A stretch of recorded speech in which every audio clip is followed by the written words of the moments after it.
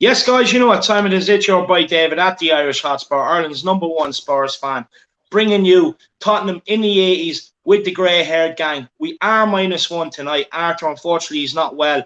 So everybody, get over to his channel, wish him well.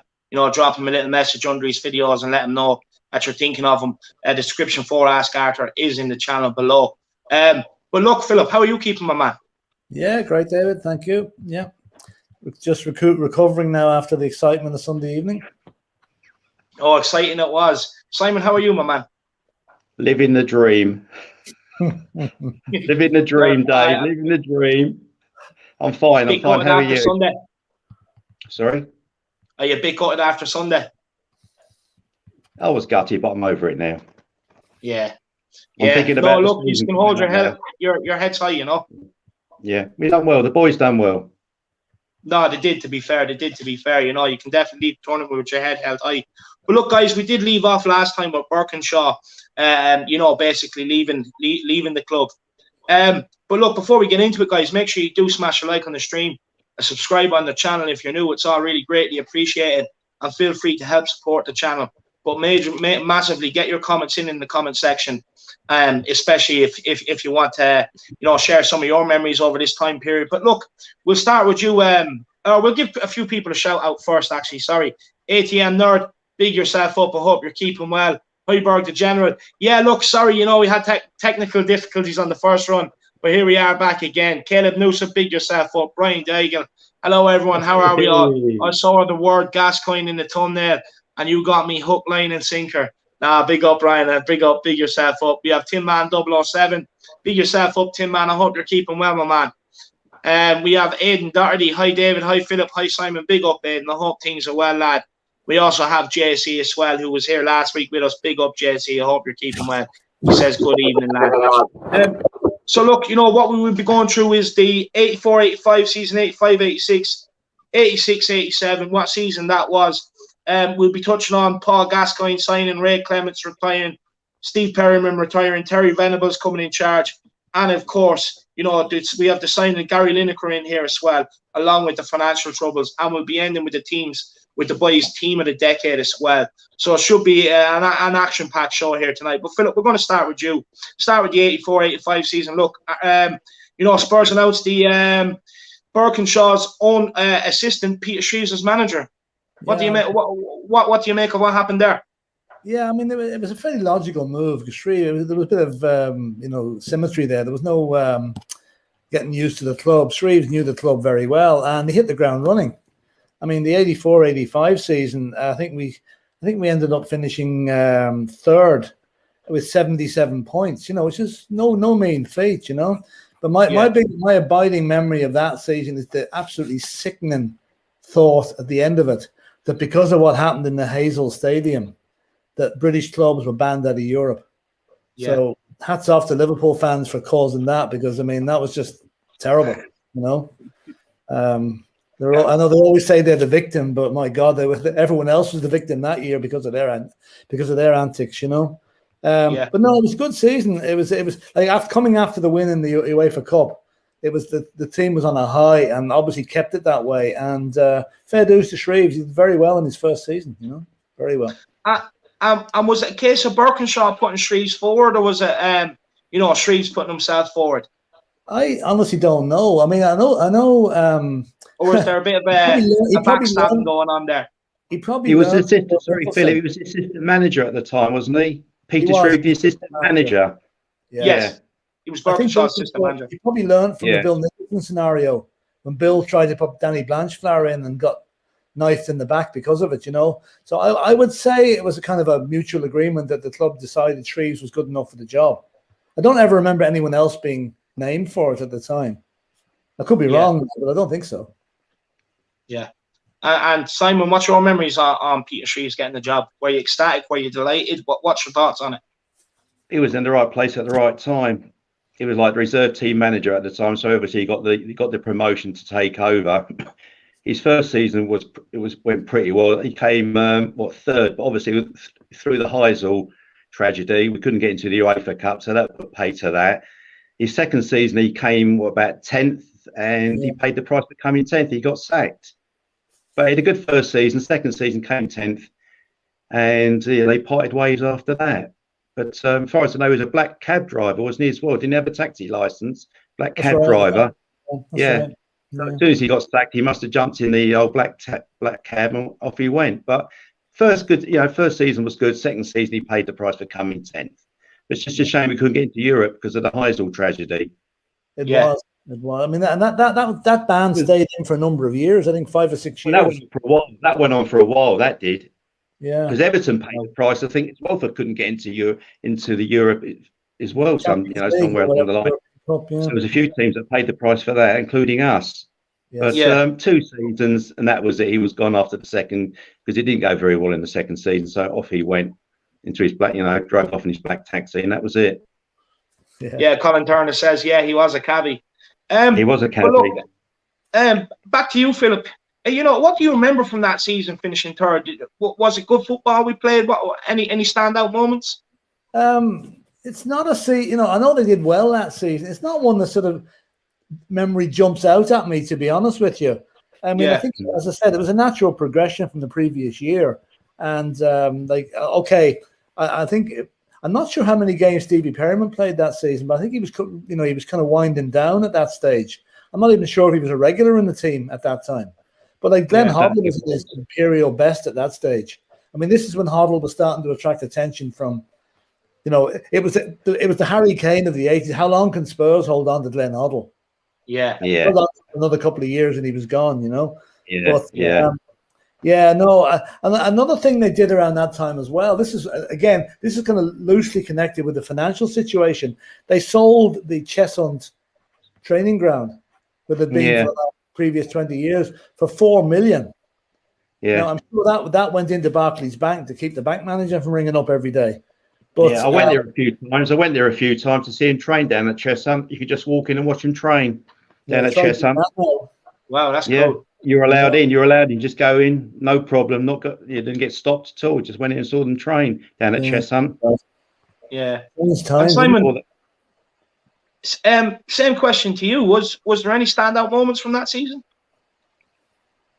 Well, the first season, coming third, we played some pretty good football. And coming third under Peter Shreeves, I think was very good. But the second season, like I said, not so good. But there were some good moments in the first season with Peter Shreeves.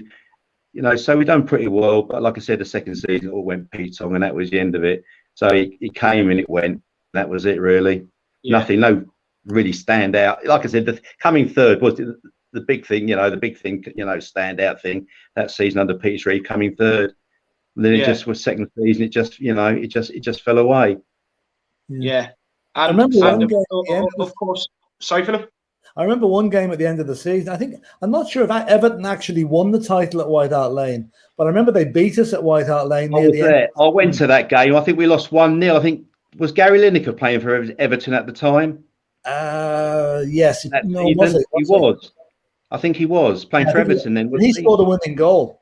I was there. I remember West Lower. I was there. West Lower.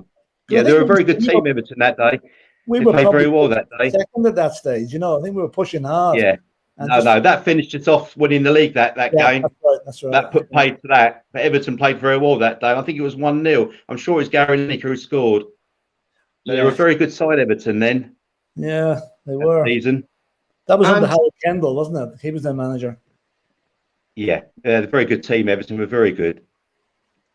And Philip, you were just touching on their English clubs being banned from Europe because of Liverpool fans in the '85 European Cup final.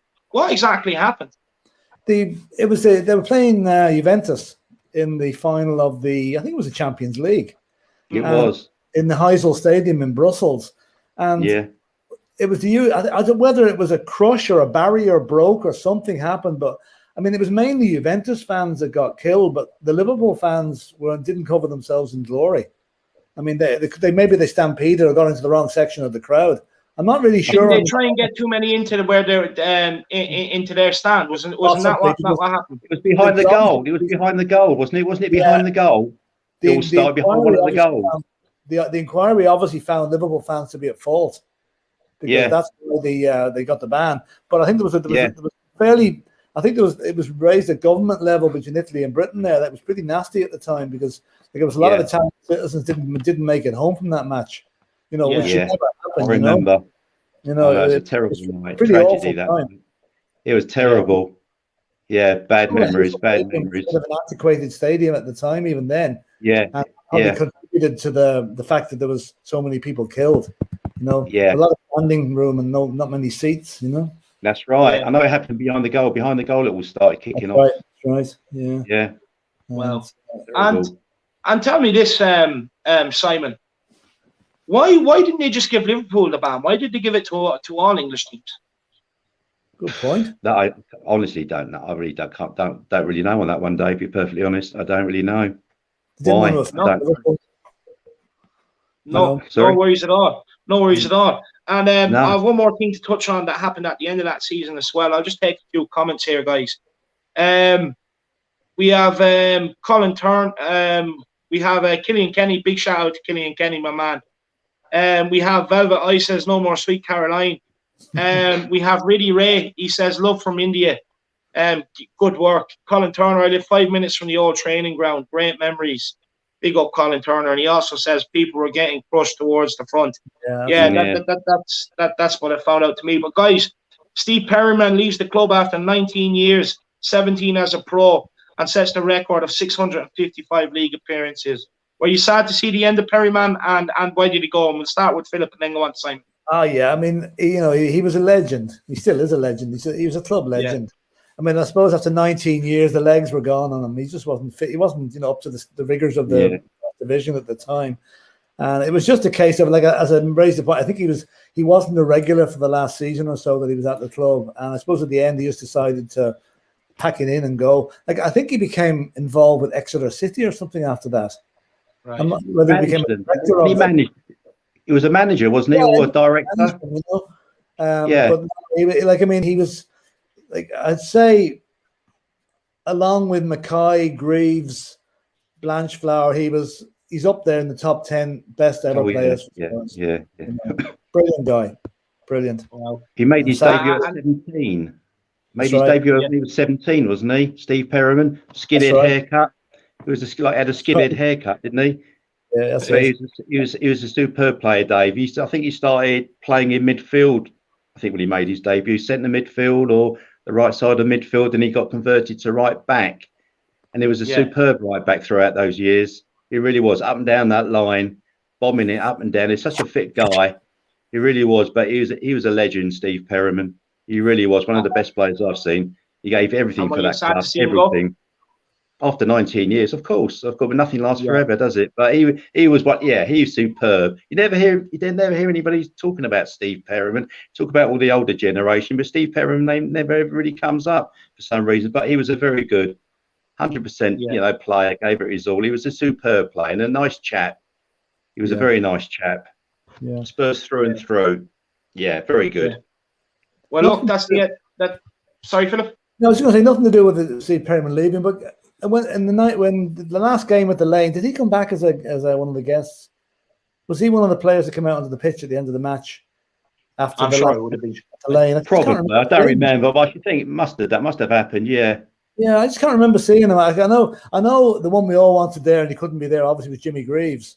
But because Jimmy Greaves has got issues. I don't remember seeing Perryman.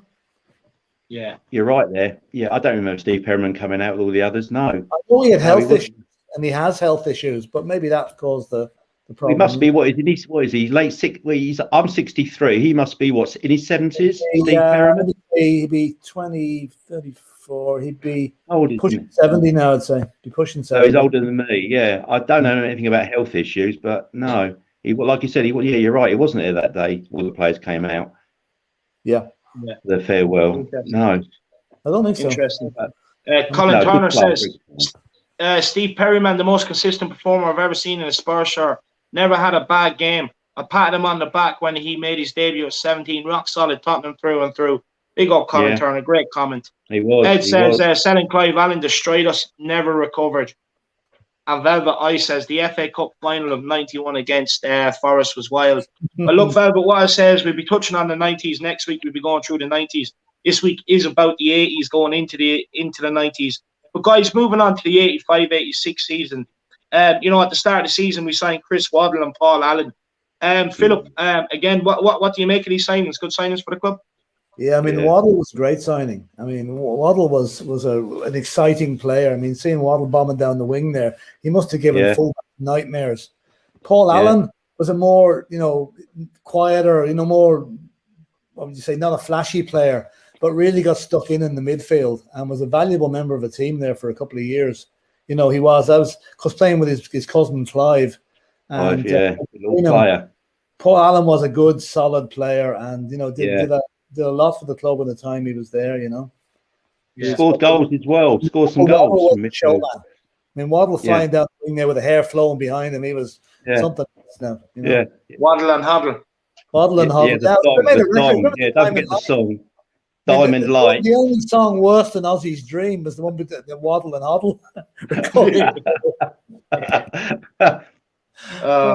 We must have the history with the 3 worst songs ever recorded. Yeah, I think we do. Simon, what was your thoughts on Hoddle and Hoddle? Or Hoddle and Allen, sorry. I bumped into Chris Hoddle when he was playing for Newcastle in a nightclub in Bushy. I was there. I was a nightclub. I was there, obviously, you know, looking to meet, you know, a young lady or whatever. And Chris Hoddle walked in with one of the Watford players, and he'd been linked with Spurs at the time. So I thought, right, I'll go out and have a quick chat with him. I said, "Hello, Chris, blah, blah, blah. Out of interest, you've been linked with Spurs. Do you think you will be going there?" And he says, "Hopefully, I will be joining Spurs very soon." And then it must have been about a few weeks, month later, he joined Tottenham. But he was linked with Spurs at the time when I bumped into him. And he said, "Yeah, hopefully, I'll be joining Spurs very soon." And he did. So I found that out. It was all down to you, Simon. And sorry? It was all down to you. Waddle signing. Well, I didn't have a gun. I didn't have a gun to be there or anything like that, or handing him a tenner. But Chris, I did. Yeah, Chris Waddle said to me, "All being well, he'll be joining Spurs," which he did. And regarding Paul Allen, very good little player. Played in midfield a lot. He played in midfield, and he was, he used to get stuck in. He was a very good little player, but he also scored a few goals. He was a very good little, underrated player. Not as good as his cousin Clive, who put the ball in the back of the net, but Paul Allen was also a good little player. Yeah, done a good job for Spurs. Done a good job. Also underrated, but he done a good little job. Paul Allen. Well, Brian Gagin agrees with you. He says Paul Allen was a very underrated player. Always gave 150%. That's right. He was. He was a very good little player, Paul Allen. But a lot of people don't talk about Paul Allen when they talk about old Spurs players. Talk about Clive, but Paul's name never gets mentioned. But he was a good little player, like Steve Hodge kind of player, also underrated. Yeah. Also a good player. Steve Hodge and Paul Allen, two good little, but Paul Allen, good player. Brilliant, brilliant. And Jack Kanicki says, "I like that shirt, Philip. I bet the missus does too." Yeah, she loves ironing it, all right. Yeah. It's a very striking shirt, I have to say. It's very nice, very nice. But look, lads. Martin Spencer's. Nah, not Martin quite. Spencer's. I don't know what make it is now, to be honest. I just picked out work today, so I had to wear a shirt. So like Colin said there, very true. Important clog of the wheel. Yeah, very good. Yeah, Paul Allen is an important part of the cog in the wheel. A very good player. Big up, Colin Turner. Yeah. Everybody, keep getting your comments in. Keep smashing that like button, guys. But look, guys. Of course, we had a poor season that season. Shreeves got sacked at the end. We'll start with you, Simon, and then go back to Philip. We'll reverse it this time. Do you think Shreeves deserved the sack? Possibly. Yeah, maybe. Well, like I said, in the first good season, second season not so good. But I think I might have given him another season, third time lucky. See how he got on for his third season. But he did have a good first season. Second season, like I said, not so good. Maybe I would have given him another year and just see how it panned out then. Yeah. But that's what I think. I would have given him another year just to see. Give him 3 years. See how the third year went. But it didn't. It wasn't to be. He paid the price for coming 10th. But there you go. That's football for you, isn't it? So all on results. But I think I would have said give him another year just to see how it goes. But he went, and that was it. Yeah. No, absolutely love it. And Philip, same question to you, my man. Shreeves deserved the sack. Well, I mean, as Simon says, they didn't exactly give him too long, but I think there was a bit of a push Irving Scholar was ensconced as the chairman at this stage, and the financial thing was always hovering around in the background. Yeah. And the what do you call it? The Hummel thing, which I think was a bit of a disaster. Lost a lot of money on that. So I would say he needed a manager in that was going to get us back up to where Peter Shreeves had us in the first season. And there was a bit of a clamour at the time. David Pleat was flavour of the month with a lot of Spurs fans. And David Pleat came in. And in all fairness, David Pleat in his first season did a very good touch on that in just 1 minute, Philip. We'll touch on that in just 1 minute. Yeah, but I think Shreeves, he's probably unlucky, but he was unlucky. Yeah, it's just the way the game is. It's not a game where you get too many to succeed. No. Yeah. No, interesting to hear your thoughts on Shreeves sacking. Guys, we have a super chat from Brian Daigle. Big up, Brian Daigle. Really, really do appreciate the donation and helping the channel out, my man. And he says, got to say, this is a fantastic show and absolutely love talking about the 80s, as there were some great players and great memories. I can't wait to hear you all speak about the GOAT, Gaza. Well, don't worry, Brian. We'll be getting on to that, my man. Don't worry. But absolute, thank you so much for the support, Brian. I really do appreciate it. So generous. He loves Gaza, Brian. He loves Gaza, so Brian does. It's funny. I think it's his favorite ever player. So big up, Brian. Absolutely love it. And thank you for the compliments on the show, my man. Of course, it wouldn't be what it is without Philip, Simon, and of course Arthur, who is not with us today. We're a man down today, but he will be back next week. Steve Richardson says it was a 1-2 Merseyside, a 2-1 Merseyside finish that year. Everton runners up, Spurs 10th. And Catman Jess says a lot of the hardest working players don't get talent about, but the fans who watch them will always remember the players like Paul Allen. Great comment. And Ed says Peter Shreeves was too timid. And Brian, I meant to say to you, man, I'll give you a ring after this show, man. We'll have a little conversation, man. I owe you a phone call anyway after the Euros final, my man. Big up, Brian. But guys, look, moving on into the 86-87 season. Not a bad season, this. And we'll start with you, Philip. David Pleat coming in. Were you happy with the appointment at the time? Yeah. And I was even happier that for that particular season, Spurs played in all white in all the games.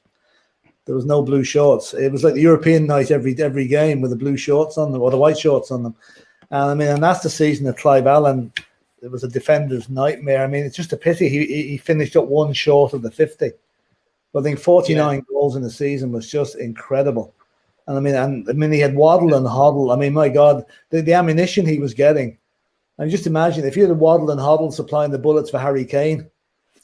It's just bear thinking about, But no, that was a really good season with one notable exception, which we'll talk about later, I'm sure. But really, we were playing brilliant football, absolutely superb football, and to finish third in the league with another good point score. I think it was 71 points in his first season. That was a tremendous achievement, and it had the whole country talking because we were, we were really playing like, I won't say it was push and run, but it was attractive football. It was, the amount of goals we scored was huge. Okay, we let a good few in, but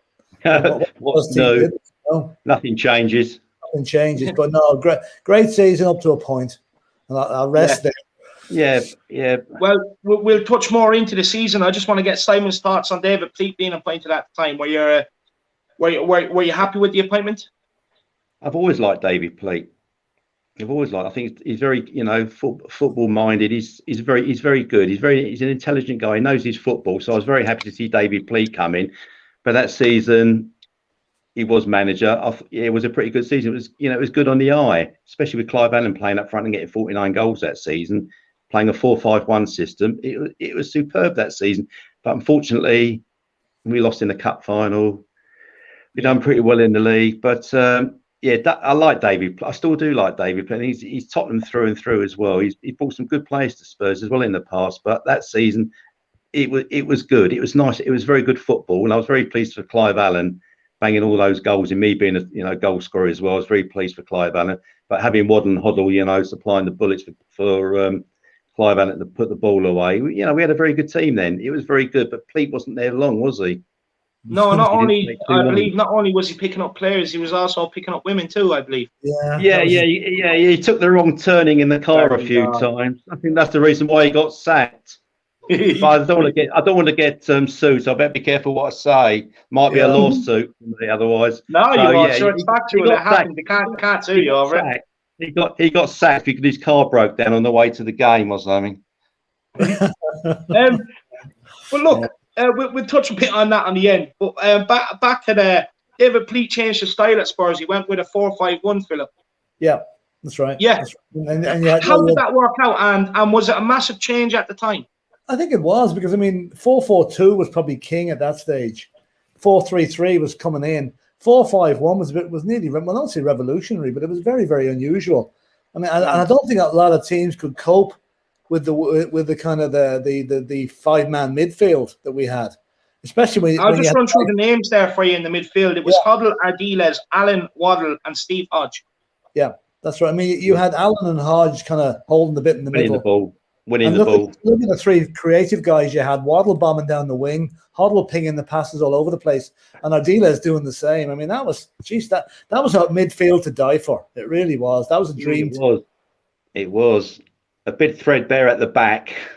We wasn't that great at the back, but going forward was good. Going forward was very good, but at the back we were a little bit lightweight. But it was nice. It was good to watch. Richard Goff was a good player there when he was there. He was only there for a season. Yeah, but he's still. Richard Goff. Yeah, his name may come up a bit later, Philip. Just to give you a hint. Right, okay. Yeah, but Richard Goff. Richard Goff. Very good. But hats off to Clive Allen for getting 49 goals in the season. Shame he never got his 50. But playing 4-5-1 and Clive Allen being up when he's up, being up front on his own and getting all those goals was superb. But fair play to the boys behind him for helping him get all those goals. But and was the 4-5-1 a very attacking 4-5-1, lads? Oh, it was, it was. Because we had Hoddle and Ardiles and Waddle. Yeah. They weren't there to defend. So it was an attacking lineup. There wasn't much tracking back, that's for sure. There wasn't much tracking back. That's right. David Pleat liked playing attacking football the Spurs way. Yeah, and it was good. It was just a shame we lost in the cup final.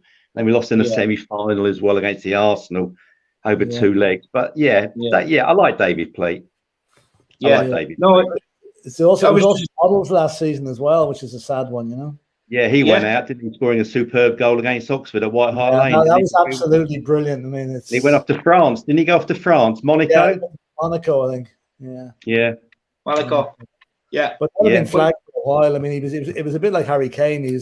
How long can we hold on to him? And in the end, we had to let him go, But he got a superb goal to say goodbye au revoir to, didn't he? He did, he got Oxford goalie on his backside anyway. It was from the halfway line, beat a few players and put the ball away, Yeah. I remember that. Well, look, guys, I do want to touch on Clive Allen, so just give me 1 minute there. I just want to catch up on some of the comments here. Jack Kanicki said, big up David for doing all the research for these convos. I definitely could not hold my own with these wise heads.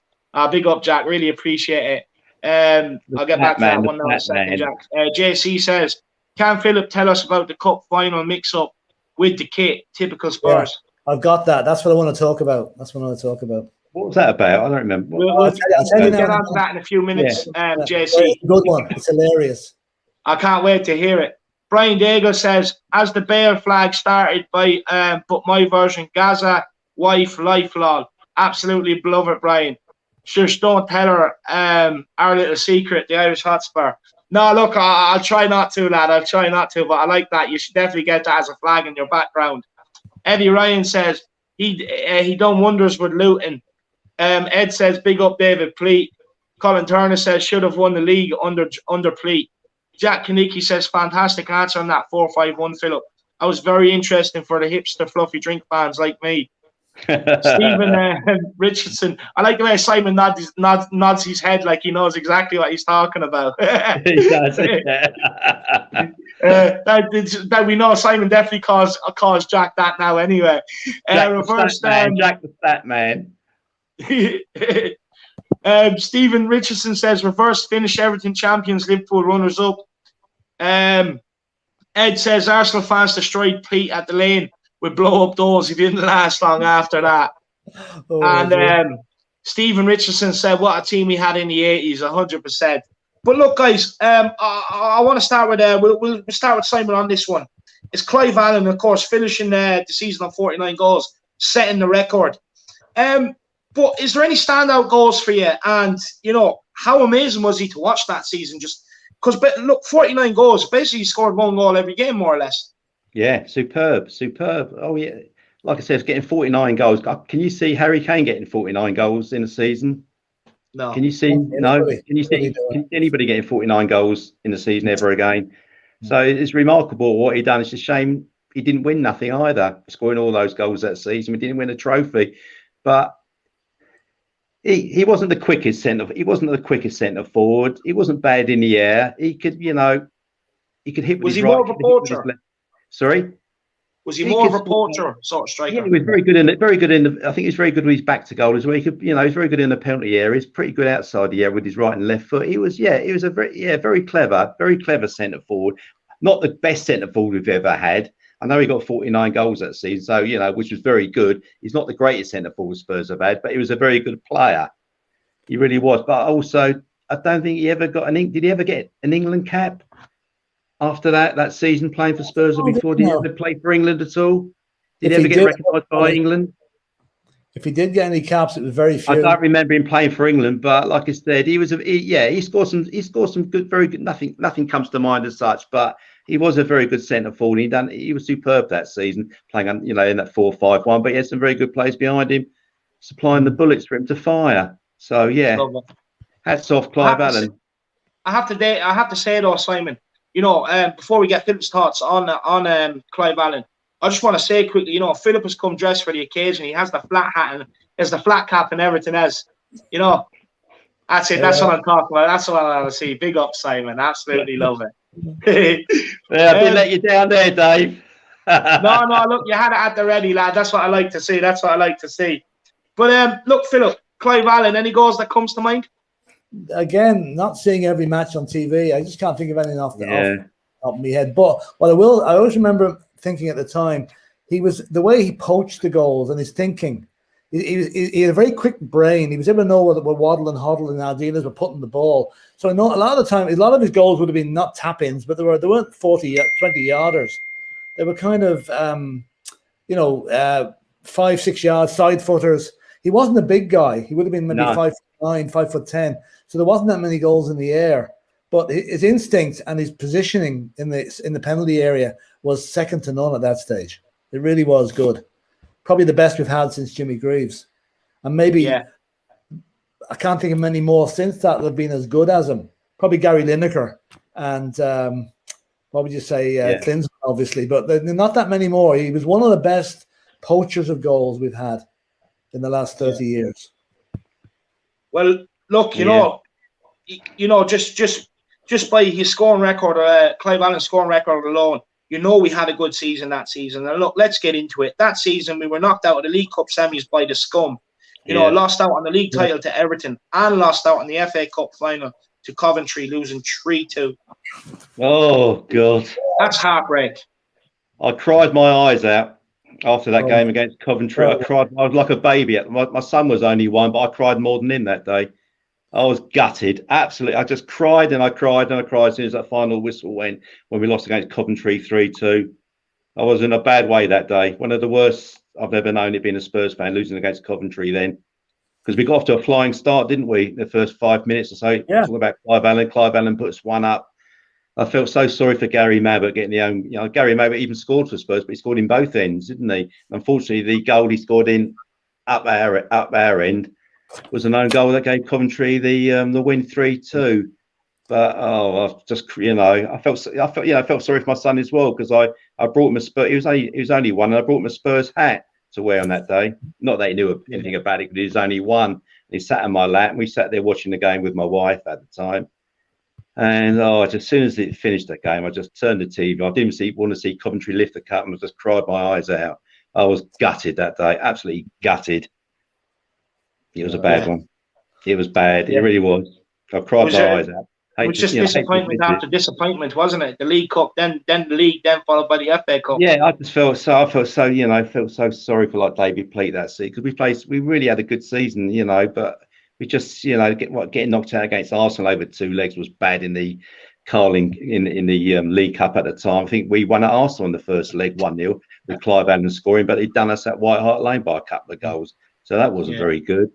But the cup final, oh God, that's one of the worst memories being a Spurs fan, losing against Coventry. And as I said, I cried my eyes out like a baby that day. I won't deny it. It was a bad day. I don't blame you. I would have been the same. But look, Philip, what's your memories from that season? Yeah, so this is the worst. I've said it before. This is my worst day as a Spurs fan. Yeah. But this was the worst. I mean, it was so unexpected. It was. I've tried to blot that game out. I cannot remember much about it, and I'm going to keep it that way if I can. And it was such an anti-climax of Glenn Hoddle's last game for Spurs. He could have gone out in a blaze of glory, and there he goes, head hung low, slumping off the pitch, while the Coventry boys were dancing around him. Yeah. But it was like I think the thing that keeps me going over this cup final is the story about the kit. This is classic Spurs. Go for it. This is good. Hummel were the sponsors of the kit at that stage, and about 2 weeks before the final, Hummel delivered 6 sets of kit to the Spurs secretary, a guy called Peter Day. Now, Peter Day had these kits in the office. Now, 2 of the kits were meant for the youth team or the junior team that was going to play in the tournament in Germany. And they were just plain Spurs shirts, no sponsor's name. Now, Holston were the sponsors of Spurs at the time. And in fact, Spurs had to get permission from the FA to have a drink company sponsoring them because it was frowned upon then, probably is now as well. But anyway, so there you go. You've got six sets of kits. A guy called Johnny Wallace, who was the kit man for Yonks. I remember him, yeah, Johnny Wallace, yeah. Takes the kits, does what he does with them, and he goes to Wembley on the day of the match, lays out the kits on the various benches with the number facing upwards. So when the player came in, he saw, right, number 3, that's me, puts it on. I was glad to put on the kit anyway. They go out for the warm-up. And Clive Allen says to Glenn Hoddle, this came from Clive Allen's autobiography, this is classic. Clive Allen says to Glenn Hoddle, what about your Holston? And Glenn Hoddle is reputed to have said back to him, Clive, I've got a game to play. I don't think we should have a drink just yet. And Clive says, no, there's no Holston. Panic stations. Turns out the kit that had been brought to Wembley, 6 of the players had no sponsor on their shirt. And the other 5 had. So I think it was the 5, it was Richard Goff, Gary Mabbutt, Glenn Hoddle, Clive Allen, Ozzy Ardiles, and Gary Stevens had nothing on their shirts. Holston went ballistic. I bet they did. Yeah. Then they realized the publicity that they got out of it was actually it was kind of thinking about it. It was good publicity for them because people were all talking about Holston. But anyway, Peter Day, the secretary, got sacked on Monday morning after that. He was just given the boot because of the mistake. And Johnny Wallace was demoted to the reserve team. So, it was a little bit of light banter, if you like. Light banter, but it wasn't funny at the time, It wasn't funny at the time, but can you imagine it happening today? God. That's a great story. I never knew that. Well done. Take my hat off to you, Philip. Didn't know that one. Very good. I knew about it. I just know that one. It was always reminding me of that final was the kit fiasco, No, I don't remember that at all. Just remember the 3-2 defeat. That was enough to cry over, let alone the kit. Yeah. So it was a disaster all day, every day. Yeah. Very good. That's a cracker of a story. Yeah, very good. But look, guys, of course, we sell Hoddle to Monaco at the end of that season. Yeah. Simon, what's your thoughts on selling Hoddle? Would did you want to keep him at the time? Of course, you don't want to see Glenn Hoddle go, but he wanted to go. He wanted to try something new. He wanted to go, and I think he wanted to go play abroad, didn't he, at the time? I was quite surprised he went to France. I thought he might have gone to Italy or something like that. I was quite surprised. Obviously, he wanted to go to Monaco because of the way of life out there. Good luck to him, all the dolly birds and all the fast cars and everything like all the casinos or whatever out there. So he wanted to try something new. But yeah, Glenn Hoddle, another legend like Steve Perryman. He was another legend, superb player. One of the best players I've seen play at Spurs. He was superb. Superb player, nice guy. But I was sorry to see him go. But I think he was making a few noises that he wanted to try something new at the time, and he wanted to go and play abroad. So he went off to, like I said, I was quite surprised he went off to Monaco. But he went off there and played for Monaco for a while. But yeah, superb player. He really was, Glenn Hoddle. But I think he wanted to go. He wanted to try something new, and he wanted to play abroad. So he's one of my old lad's favourite players, and I know he would have been crying like a baby at the time. Yeah, he was super. He was superb. He done so much for Spurs. He really was a very skillful player. I think he was Maradona, one of Maradona's favourite players of all time as well. Glenn Hoddle. Maradona said he's one of the best players he's ever seen was Glenn Hoddle. Yeah. And never got the respect from England that he deserved. Really, that's true. Even when you look at his the call-ups he got, he never really got the recognition he deserved. And that's right. But no, superb Glenn Hoddle, superb player, one of the all-time greats. Yeah, my old lad said he never used to run across the pitch; he used to glide across the pitch. Yeah. He used to say he could walk on water. That guy. But look, Philip, what were your feelings when we sold Hoddle to Monaco? Very, very. I mean, it was the end of an era. I mean, he made his debut 12 years before that, 1985. I mean, he was a class act. Again, did not get nearly as many caps for England as he should have done because he was regarded as a luxury player. Yeah. The way I think Jack Grealish is coming into that category now as well. So sort of similar. But now Hoddle was a brilliant player, and like Simon said, he was making a few noises towards the end. He was, yeah. And I mean, let's face it, the season, when he did leave, we did not do particularly well. So he was a huge loss. I mean, you can't replace class like that, and we didn't, unfortunately, for another year or so. The 78, 87, 88 was a bit of a desert season. There was a lot of there was nothing much happening. It was kind of it was Terry Venables' first year in charge as well. Which is another day's work. But anyway, no doubt we'll come around to him. Yeah, we will. And Eddie Ryan and Lucas Xavi 14 says the manager who signed Hoddle for Monaco was Arsene Wenger. That's right. A nemesis in Tottenham's side for a long time after that. But look, guys, and then at the end of '87, of course, we touched on Pleat leaves Tottenham due to the allegations of curb crawling, basically. Stuff in his private life. So that was the end of the Pleat era, and of course, Ray Clements retires due to an Achilles injury as well. Yeah, that's right. Yeah, superb goalkeeper as well. Clements, very good goalkeeper. Very good buy, Ray Clements. Very good buy for the club. Were you sad to see him retire? Was he maybe coming up to that age anyway, or? He would have been, yeah. Like he was our innings in reverse. We got him from Liverpool when they thought he was gone past his best. Yeah. No, he's a very good goalkeeper. Very good goalkeeper, Clements. Shame he's not here anymore. Yeah, God rest him. Yeah, very good goalkeeper. There wasn't much between him and Shilton at the time for the England spot. They used to alternate, didn't they? They did. They couldn't choose who was a better goalkeeper, Shilton or Clements. They couldn't make their mind up, so they alternated between them for the England game. Yeah. Yeah, very good goalkeeper. Shame what happened to him. Yeah. And look, Philip, Terry Venables being announced as new Spurs boss. What did you make of that at the time? Yeah. Was it underwhelming, overwhelming? Was it a good appointment? Oh, well, I mean, Terry had been the next player. I mean, he won the cup with us in '67. Okay, but he always had associations with Chelsea, and he always had this impression that he was a bit of an Arthur Daly character, a minder. Yeah, Jack the lad. Yeah. And, he came. I mean, it was I'm not knocking his signing because let's face it, he was manager when we won our last FA Cup. He lasted a fair bit of time, and he really comes into the story in the '90s, which will be another day's work. Right. No, he was good manager, and he a couple of the signings that he made, as we'll come to, were absolutely classics. Yeah. Two of them, I'm thinking of the top of my head now. I don't know if it's too early to mention them, but it's Paul Gascoigne and Gary Lineker. Yeah. But look, there's circumstances surrounding them, so that's why I want to keep them for a bit later on. But Simon, Terry Venables, were you happy with the appointment? I was. Another person I like, Terry Venables, superb coach. He really was a top coach. So I was very pleased to see Terry Venables come in. But the years he was manager of Spurs, as far as I can remember, I don't think they did very well in the league over the 2 or 3 seasons he was manager of Spurs. But like I said, he made up for that with the Cup '91.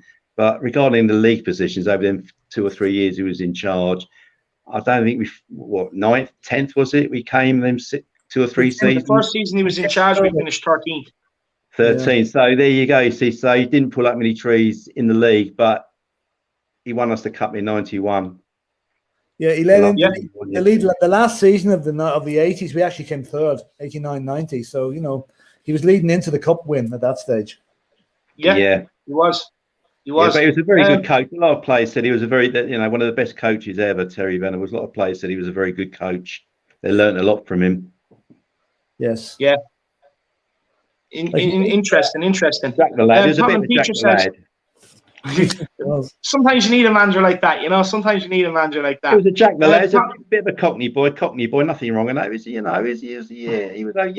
nice.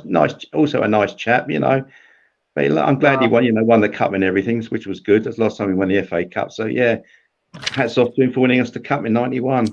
Yeah, really. Tottenham teacher says, "Smash the like." Just came off from Will's day, from Will Stewart's stream. He says, "Big up Simon and Philip. Big up Tottenham teacher. Everybody, please do smash that like button." Ed is donated to the channel with a super chat here. He says, "The best Spurs stream." Thank you so much, Ed. I really do appreciate that. You're too kind. Anyone else enjoying the stream, or if you want to help the channel, feel free to put in a super chat with your thoughts, opinions, or even a question from the panel. But keep getting your comments in, or we'll get to them as we go through the stream. Big up, Ed. Really do appreciate that. Very, very generous. Colin Turner says, "I remember Terry Venables as a player, very good all-round player, a very good coach. He did the business in Spurs with in Spain with Barcelona." Captain Man Jess says, "It must have been comforting that he came to us from Barcelona also." And Aaron Dove says, "How are we, flat cappers? I think I saw one of Lineker or Gazza's first games for us. Friendly match with Dundalk. It might have been. I'll have to check with my uncle. I'm a bit young to remember." Well, go and check and let us know, my man, Aaron. I hope you're keeping well. And Ed, thank you so much for the super chat, my man. I really do appreciate it. Absolute gentleman. But guys, like we were saying, he finished 13th that season. But one of his first signings was Terry Fenwick, a player we actually touched on in last week's show. Yeah. I think he was at QPR, was he? Yeah. He played by Rangers. He was their captain, wasn't he? Was he their captain, Terry Fenwick? Yeah. Also a good player, very good player. Him or Glenn Roeder was the captain. Yeah, one of them was captain, but Terry Fenwick was a good player. Yeah, Terry Venables liked Terry Fenwick. I remember for the Queen's Park Rangers days. Yeah, he was a very good player, Terry Fenwick. Yeah, and of course we saw that Clive Allen to Bordeaux in 1988. Philip, were you shocked at the time? Yeah, well, not happy at all. I mean, the year after he scored 49 goals, he's offloaded. Now I don't know the circumstances behind it. Again, I have a feeling. Do you think that was maybe because at the time they knew the financial trouble we were getting ourselves into? It had to be a money thing because Alan, I'm sure, was happy enough with Spurs, and to be honest, going to a team in France wouldn't be it's a downward step in my opinion. A lot of the time. How much did they get? Sorry, Philip. How much did they get for him? Do you know how much did Spurs sell him for to Bordeaux? I don't know I know what they got for Hoddle. I'm not sure what they got for Allen. I don't know. That was a very strange decision, but I think Spurs did have money issues at the time. They were living hand to mouth at that stage. I think it was a case of things were going Pete Tong in the money situation with Spurs. I think Spurs were finding very hard with their money issues at the time. I think that's what. Don't forget, in the earlier show, we were already in financial trouble. There was just not really. It was. It kind of went quiet for a while and came back more or less in '88. But I'm sure they were still going through them back, at that stage. And I was just wondering, was the sale of Clive Allen to Bordeaux maybe down to that? Probably. Yeah, I'd say again, there was a lot going on behind the scenes here that we probably weren't aware of because of the lack of social media at the time. But certainly that was the time they were negotiating to get the East Stand done up, and that turned into be very expensive venture. They spent money, they were spending money they didn't have. Tottenham, they were spending money they didn't have, and they got us into right deep water. It really did. They did. Thanks to Irving Scholar putting us right in the poop. He did it towards the end of the 80s. Yeah, no, it wasn't a good time. No, it wasn't a good time then. There was some very bright spots at the end of the 87, 88 Oh season. yeah. There were a couple of good acquisitions. Yeah, This young fella from Newcastle that nobody ever heard of before. Yeah, well, we're going to get onto that in 1 second. Give me 1 second. Let's keep Brian Daigle in that a little bit of suspense for another few minutes. Let's take a few comments here. We have Stephen Richardson, Everton fan. He's an Everton fan, but he's enjoying the channel. Big up, Stephen. Thank you so much, man. Make sure you're subscribed.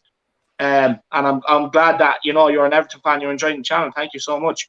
Colin Turner, Venables destroyed Arsenal in the semi-final with his tactics.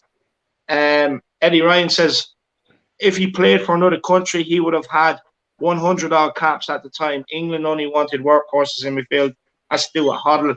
Gwen Evans says, Terry Venables got the best out of Gascoigne in 91, got us to Wembley on his own. He did. Bob Spur TV says, Fenwick was like the old Gary Neville, no pace or rarely on final ball, but so reliable. Love that, Bob. Colin Turner says, we sell everyone because of money. 100%. Aaron Dove, what a football family. Les Clive, Paul Martin, Alan. 100%. Gwen Evans says, David Howes was a key player under Terry Venables. Yeah, David Howes, not underrated. He was also an underrated player, David Howes. Bob Sport TV says Clive Allen wanted the move. Colin Turner says, we won more European trophies than Arsenal, and you were in the Champions League for 20 years. We have an Arsenal fan in there, in here trying to wind people up. Peter P says he absolutely loves listening to you guys and your stories. So big up. And Bob Spur saying he loved Fenwick. Big up, Bob Spur. Well, guys, look, as Philip was alluding to, we'll start with Philip. Tottenham paid a British transfer record of £2 million to sign Gascoigne from Newcastle. And United were in for him at the time, and they couldn't get him. Philip, how ecstatic were you with that piece of business? I mean, that was brilliant. I mean, I remember watching Gascoigne as a cheeky little tyke playing for Newcastle, literally taking the piss out of the defenders with his antics. He was, he was the nearest thing to a circus show on a football pitch. He was brilliant. I mean, and the guy had no fear. He just do anything. It was one of the most uplifting signings that anyone could have had. I mean, and the fans just adored him. I mean, he was God to them. He was the replacement for Hoddle, basically. He was Hoddle on steroids. He was just brilliant. And of course, he was a very stocky player at the time, very powerful, very big legs, very powerful. He was. He was a very hard man to shake off the ball. I mean, he was he was very heavily, well, not heavily built, but he was sturdy. He was hard to get off it. And his range of passing. I mean, for a guy for a guy midfield player, which he was, he scored some spectacular goals. I mean, did all the way through his career, But I think I always remember. I don't know whether it was his first goal at White Hart Lane. I think it was. His boot came off as he was shooting, and he actually scored with his bare feet. Yeah, Aaron Dove was saying that here in the comments. He remembers him scoring with one boot on. Yeah, but just to go back just for a second, I've just had a look there to see what Clive Allen was transferred for, and it's made me angry. 990,000 is all they got for Clive Allen. Wow. To me, that's a fire sale. That's a fire sale because he's worth far more. They needed the money. They needed the money then. Yeah. They must have wanted the money, so they sold him.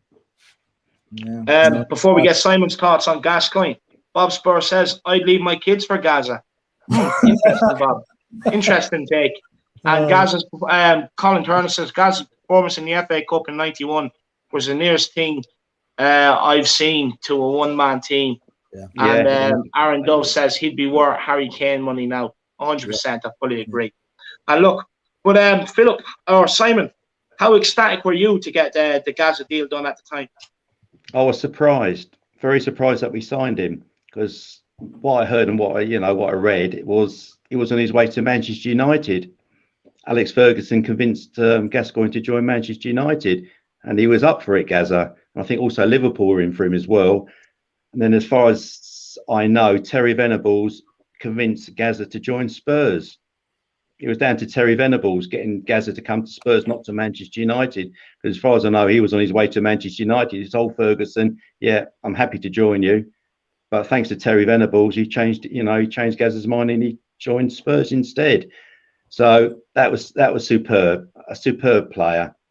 cocky, very cocky player. But he was just a superb player all round. Very good, scored goals, to beat players. He was, a very good player, and he won us the cup in '91 from the first round right through to to the semis, where he scored that wonder goal against Arsenal. But he was a superb player, Gazza. But I was surprised we did get him, because I thought he was going to Man United. But thanks to Terry Venables, he managed to change his mind. He managed to get him to Spurs. So yeah, he won us the cup that year. I know he got cropped in the final, but all the way through all the rounds into the semis, he got us through to the final, and you could say he won us the cup, even though he went off injured in the final. But he was a superb player, very cocky player. He knew he was good. Yeah, and he was good. He really was a very good player. He was like Hoddle's replacement, kind of player, but he was more skillful than Hoddle. Hoddle was very good, but Gazza was, he had something about him. He was superb. And it's a shame what happened to him in the final, getting that bad injury. Yeah. And he's threatening his move to Lazio at the time. But yeah, Gazza, he got us through to the final that year, '91, which we'll be talking about more next time. He was very good. Terrible play actor as well. He was forever playing tricks on his teammates. Yeah, he was a joker. He was a joker. But I'll tell you one thing. Joker. You wouldn't want to turn your back on him, would you?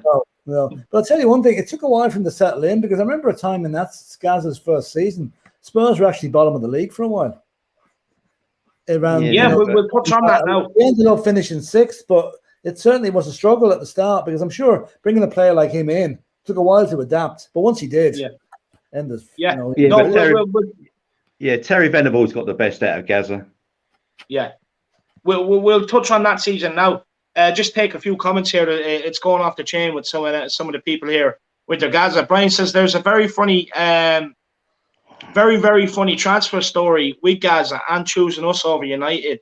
He says there was a huge story behind it, Simon. I would love to be able to tell it. Brian, I'd have to come off to be able to send you the link, my man. Aaron Dove says Gazza loved Terry. Yeah, they got on. That's why I said Terry Venables got Gazza to join Spurs. Yeah. It was Venables convinced him, telephone conversation or wherever it was, convinced Gazza to come to Spurs, because he was on his way to Man United. Yeah. He was on his way to Man United. Even Liverpool, even Liverpool wanted him. I thought he'd end up going to Man U, but thanks to Terry Venables, he convinced Gazza to join Spurs. Yeah. So brilliant. JC Terry says Venables. Gazza letting off an ostrich loose around the training ground. He done so many things. He really did. Like I said, I've heard so many stories about that guy. I know, but hats off to you, Gazza. Thanks for the memories, mate. Brian Daigle says not just Terry Venables, Scholar had a huge part to play. 1 second, he said there is more to that story, a lot more. But Brian, look, maybe we could get you on at the start of next week's show to come on and tell that story, my man. Colin Turner says the thing with football, no matter who you support, when a player is class, recognise it and appreciate it. I think Spurs offered Gazza's dad a house. Damien Kilmurray says we bought Gazza's parents a new house and his sister a sunbed to seal the deal. Yeah. Yeah, that's right. Yeah, you're right there. Yeah, I think you're right. Yeah. And a car for his dad or something or whatever. Love it. That might have come back. Just says, yes, you were right, Brian. It's apparently because Spurs brought him a house and his sister a sunbed. Brian Daigle says, are you on your new computer? If so, I will send you a voice note on your phone. No, I'm not on my new computer, Brian. I'm on my phone, man. I'm on my phone. My new computer, I'm just waiting. I just have to go and get a desk and a chair, and then I'll have it all set up. Heard the story the other day from Ali McCoy saying Gazza swapped his jersey at half-time with a Scot in Euro 96. Gwen Evans says switching Paul Stewart to midfield was a masterstroke by Terry Venables. And Colin Turner says, didn't he drop the cockerel? Yeah, he climbed up and dropped it. Love it. He climbed up on the stand and dropped it. You see that thing guys, the parents giving the parents a house. I mean, I'm not jumping forward here, but there was 4 or 5 years after this, in the mid-90s, Spurs were done for making illegal payments to players. And I'm just wondering, had that anything to do with it? I'd say so. giving someone a house to get your son to sign for your club. It's not exactly, It still happens now. It still happens now, Philip. It all happens. It always happens. It happens now. Happens now. No, absolutely love it. Yeah, it still happens to this day. Of course it does. Of course it does. Yeah. But look, guys, we went into the 88-89 season. It started off, it was a poor season. The opening game was postponed due to the incomplete refurbishment of the East Stand. Yeah. And that's where the troubles kind of went, knocked on from there again. But as it did earlier on when we refurbished, I think it was the West Stand, was it? Or the other stand? Yeah. And, that had a knock-on consequences financially, and so did this one. But what do you remember about the first game of the season being postponed due to the incomplete refurbishments? Bit strange, isn't it? Well, it's happened to a few clubs. I mean, it happened to Liverpool there a couple of seasons ago as well. But I think it was embarrassing because, I mean, they were touting this lovely new East Stand, not new, but refurbished East Stand. And to be honest with you, I reckon the reason that it didn't finish on time was the builders weren't paid. Yeah. Because Levy wasn't chairman. Levy wasn't chairman then. No, it doesn't matter. I think the price, it was initially 4 million. It eventually ended up costing 8 million. Which left the club with a huge debt. So I wouldn't be a bit surprised now if there's a few late payments and the boys were sitting leaning on the shovels for a few days. Is that as a lever to get the money off Scholar, Yeah, you could be right on that one. We were second bottom in October. Now, Philip, you said we finished sixth that season. My notes say we finished ninth. Maybe not sure if I'm correct or not. I more trust your notes. I don't know. It could be. I could have reversed the 6 and the 9. I could have done it. Yeah, upside down. 7 points. But look, what is reasonable. What did Terry Venables do to be able to change it from being second bottom in October to finishing in the top half of the table that season? Well, I think Gaza had bedded in. He had found his mojo, if you like, and he just started playing football. And the move, and Paul Stewart was another key player at that season as well. Yeah, he was a slow burner. Was a very good addition to the squad, And I'm trying to think who was playing up front that time. Well, didn't Paul Stewart play up top when he moved him back into midfield? He was a forward, but he started off as a centre. He started off as a centre forward or whatever. And he wasn't working, so they put him back, didn't they, into midfield, where things started going okay from then on. But he didn't do much up top, but brought him back a bit, and he started kicking in from there. Yeah, and for the life of me, I just can't remember who that. I know who the striker was in that season. Jesus, I should remember, but I don't. We must have went on a decent run though to turn it around from October to finish in top half of the season. Must have went on a right run. Ah, yeah. Well, I think we did. Gascoigne, down to Gascoigne mainly. He started finding his feet. Gascoigne started kicking in. Interesting. And anything else from the 88-89 season stand out, lads?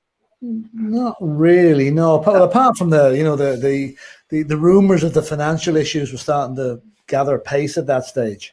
Yeah, and they kind of hit soon after that, But I think Scholar was the heat was on. He was being pressurised. I mean, a lot of bad business deals that he done, trying to expand the outside football revenue, which backfired on him badly. Yeah. We were going under at the time. We were beginning to go down. Yeah. Am I correct in saying you were mentioning Hummel as kit sponsorships and making the jerseys? Yeah. Didn't Spurs not delve into that in the they did. And they end up backfiring on them? They must have invested money in it, because I know there's a famous story goes around that they delivered a kit to Wimbledon a year later or something, some centenary kit. It backfired. He went into the clothing business thinking he could make money and lost the packet. Yeah, and but it was the germination of what clubs have been doing ever since, getting involved outside the game, making money from other sources. But in his case, I think it was a case he was trying anything he could to make a few bob, because the club was hemorrhaging money at that stage. Yeah, the gate receipts were not paying them. Like, I mean, these guys would have been on fairly good wages. Like, I'm sure Gascoigne was on top dollar when he was there, Yeah. So he was getting well paid. Yeah, must have been the highest earner at the club at the time, Paul Gascoigne. Yeah, Yeah. Being a highest earner at the time. From my research, in going into the 89-90 season, the refurbishment of the East Stand, which I was talking about there, starting in the 88-89 season, it rose. The cost rose from 4 million to 8 million, and businesses that Spurs went into in the clothing brands, Hummel UK, and I think it's Martex clothing companies, were also hemorrhaging money basically, which resulted in severe financial difficulties for Tottenham. Would that be correct? Absolutely. Yeah, the hole was getting bigger. The hole was getting bigger. Yeah, and you know what? The solution to it, what should have been the solution, was at the start of the summer of '89. Chris Waddle was sold. Yeah, and this I regard as the most tragic part of the whole Spurs story. Yeah, another one out the door. Yeah, Chris Waddle went out the door. Marseille. Yeah, 2 weeks later, he got 4.25 million. 2 weeks later, we got Gary Lineker. Yeah. Now, if you can imagine a team with Waddle, Lineker, Gascoigne, completely unstoppable. But he had to sell Waddle. And the saddest part is, and this is another bit. Just with this one, this is another bit of a bit of history to the club. When he bought Gary Lineker from Barcelona, Scholar could not come up with a transfer fee. Yeah, so they were totally skint. Couldn't come up with the money. Went looking for a loan, and who did he go to get the loan off? Was certain Robert Maxwell. Well, we know what Maxwell's are into, don't we? Yeah, now, Maxwell gave him the money on the strict understanding that Scholar would keep it confidential between him and the board. Yeah. Scholar did not tell the board. He spun it that it was confidential to him only. And when that became public news, there was hell to pay. Yeah. Absolute hell to pay. Because we all know what happened to Robert Maxwell after that. If he could have been the owner of Spurs when he died. Yeah, they asked him to, didn't they? Yeah, well, he was trying to work that way. And fair dues to Terry Venables. That's what Terry Venables are not having that. He got involved with Alan Sugar, and that's next week's program. That's next week, the 90s. Yeah. But that was a serious breach of trust he did with the board. He never even told the board he got the money from Maxwell. No, very messy then. It really was very messy at the time, towards the end of the 80s. Very messy. Yeah, no, it was. It was a disaster. And look, like Philip said, we sold Waddle to Marseille for 4.25 million. We bought Lineker for 1.25 million from Barcelona. We actually couldn't pay for Lineker somehow, which I don't understand, even though you've sold a Waddle for 4.25 million. The money probably went to pay the builder. Pay the builder. For the start. And then, of course, we were unable to pay back the full amount to Barcelona, so we had to take a private loan of 1.1 million from Robert Maxwell, which caused uproar and resulted in an attempt to oust Scholar from the boardroom. Yeah. But look, we know what the Maxwells are into. You know, they've been dodgy characters all throughout their time on this planet. Very, very dodgy people. So not thank God. He didn't come anywhere near the club. But Simon, what's your thoughts on all of that there? Well, Philip summed it up really well. Like I said, thank God Robert Maxwell never got involved. But we were, like I said, we were digging up a hole for ourselves. It was getting bigger and bigger and bigger towards the end of the 80s, and until we got into the early 90s when Sugar came along and brought the club over. But there was a lot of dodgy dealings going on with Irving Scholar towards the end of the 80s, and it really dropped Spurs right in it. It really did. We were in so much debt, and I'm just glad that Alan Sugar came along in the early 90s to buy the club, because without Alan Sugar buying the club, God knows where we'd be. But it was very messy with Irving Scholar being there towards the end of the 80s, if not earlier than like mid 80s onwards. It was he took too much on with the newsstand and with the East Stand scenario and all these sponsorship deals. He just really dropped the club right in it, and thank God Alan Sugar came along and got us out of it when he did. But it's a lot of things going on at the time in the late 80s that wasn't very good. But like I said, Alan Sugar came along early 90s or whatever, and took the club over and got us out of it. But I didn't want Robert Maxwell buying the club. God, another shark. No, Jesus, no, definitely no, he was another dodgy. Didn't want him anywhere near the club. Robert Maxwell, the right shark. He was. Definitely can't for it nowadays. Anyway, I have to say that. Yeah, but it was a mess. It was a mess with Scholar. It was a mess with Scholar towards the end. Catman Jess says, "Do you remember when we wore the sky blue in Manchester City, and they also were in sky blue and had to leave and come back in red and black. We also were not allowed to wear our white versus Arsenal. No, I don't remember that now. No. I don't remember that either. That's news to me. Never seen that before. Yeah, like I said, Colin's right. He got his Spurs in the right financial mess. He really did. But, you know, thank God it wasn't for Alan Sugar. God knows where we would have been at the time. We wouldn't have, I don't think we'd have. We wouldn't have had the club. Because, I mean, we wouldn't have had a club. As we'll discuss next week or whenever. I mean, next week. Yeah. That's for next week. Was Armageddon. Before we get on to your teams and manager of the decade, I just want to know what your feelings were when we sold Hoddle and then when we signed Gary Lineker as well. It was kind of rage and delight, you know, in equal measure. Because I mean, Lineker, I actually saw. I think I was at Lineker's first game at the Lane and he scored. Lineker was he was coming slightly towards the end of his sell-by days. You know, he was still a good player, but the regret I have is that Hoddle and Lineker never played together. Yeah, that would have been good. That would have been very good. That would have been very good, seeing Hoddle and Lineker play together. But sorry to see Hoddle go. But Lineker was also a top player. But like I said, I think he's also coming to the end of his career. Gary Lineker. He had a good goal scoring record for Spurs, I believe.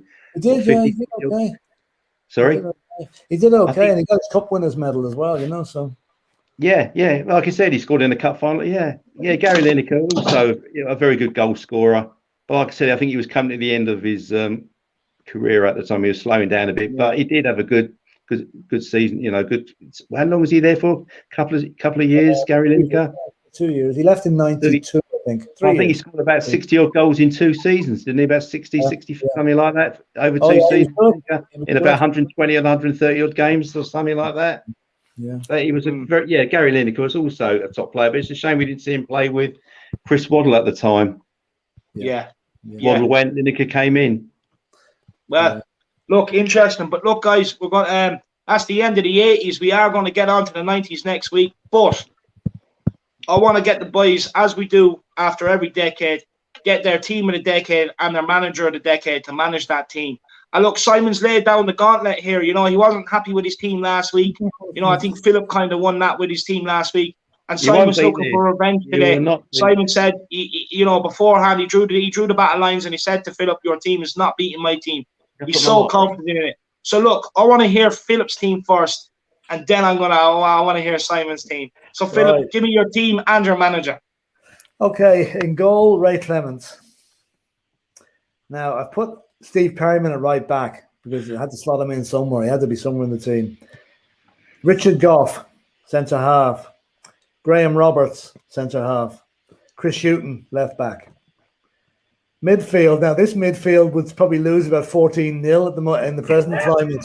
Glenn Hoddle, Ozzy Ardiles, Paul Gascoigne, and Chris Hoddle. I mean, there's not a tackler in there at all, but it couldn't leave any of them out, you know. No. And up front, I'd have Clive Allen and Gary Lineker. So, manager Keith Birkinshaw. Oh, that's a serious team. That's a serious team. That's a very good one. Very good. 5 team, you know. That's the famous 7.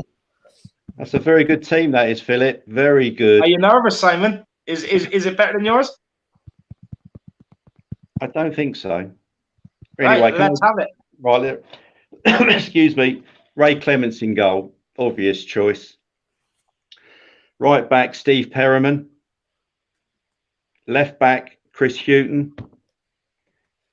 Centre halves. I'm quite surprised Philip went with Richard Gough because I did as well. I thought you wouldn't have had that one. And I put Gary Mabbutt alongside Richard Gough because they had a very good partnership. And I know it was only for 1 season because Gough went after 1 year. But Richard Gough and Gary Mabbutt centre halves. Excuse me. I've gone for a 4 in midfield. Glenn Hoddle, Graham Roberts, Paul Gascoigne, Chris Hoddle, and up front, one of my favourite partnerships, Crooks and Archibald. And I must mention Clive Allen for those 49 goals he got that season, but I went with Crooks and Archibald up front. Yeah. So if I can just quickly go through my team again: Clements in goal, Perryman, Hughton, Gough and Mabbutt centre halves, Hoddle, Graham Roberts, Paul Gascoigne, Chris Hoddle, Crooks and Archibald, and a big thumbs up to Clive Allen for his 49 goals while he was at the club. I can And see Keith Birkinshaw was manager. You've got to win that, Simon, because you have a defensive midfielder. I didn't. I've got Graham Roberts in centre midfield to win the ball, but it's a very attacking lineup. But I thought Richard Gough and Gary Mabbott, they had a very good understanding, even though it was only for 1 year, because Richard Gough came from Rangers, played for Spurs for a year, and went back off to Rangers because I think his wife couldn't settle in London or something. But Richard Gough was a very good centre half. It's a shame he didn't stick around for longer. True. But him and Mabbott were very good together. But I've got to have Chris Hughton on the left, Perryman, and I've got to have, I can't think of a better side than that. And Crooks and Archibald, because they're one of my two favourite partnerships. Well, I tell you what we're going to do to decide. I'll tell you what we're going to do to decide. Sleep on it. We're going to leave this to people in the comment section once this video is done. Good idea, yeah. And I'm going to tie it up then for next week, and we're going to see who voted for the better team. Yeah, guys, I want to say, Philip, thank you so much for giving up your time today, my man. I really, really do appreciate it. No problem. Pleasure. I absolutely love doing these shows. They were coming. Jack's not going to like me saying this, but one of my favourite shows of the week, I have to say. Simon, thank you so much for giving up your time today, my man. Yeah, pleasure. I wish Arthur better. Yeah, good luck, Arthur. Get better soon. Hope to see Arthur next week. But when we do the 90s, can we just do 91 and when we won the League Cup with George Graham, skip the rest? Leave out the 8 years in the middle. Without the 8 years, because I'll be going greyer and greyer. Oh, we have to mention Klinsmann. We have to get Klinsmann in somewhere. Oh, yeah. You have to get Klinsmann in. That is my all-time especially favourite. Especially that celebration. Taking the piss out of the press. Loved it. Yeah, Klinsmann. Yeah. But look, guys, I want to say to everybody, thank you so much for tuning in today. I really, really do appreciate it. Make sure you have smashed the like on the stream. Like I said, please do get in the comment section underneath when the video has ended and let us know whose team you think is better, Team Philip or Team Simon. So please do let us know in the comment section underneath the video. Thank you, everybody, for the super chats today and supporting the channel. I really, really do appreciate it. Thank you, Ed, and thank you, Mr. Daigle. And everybody, look, Simon, Arthur couldn't be with us today. He's unwell. So look, guys, maybe get over to Ask Arthur and get onto his channel. And sorry, I have a bit of an infection, chest infection. But get over to Ask Arthur's YouTube channel. And guys, make sure you smash and subscribe on it, but also get in underneath his videos and wish him the best of luck. But look, like I said, Team Philip, Team Arthur, get in the comment section, let us know. And until next week, come on, you Spurs. Come on, you Spurs. Bye.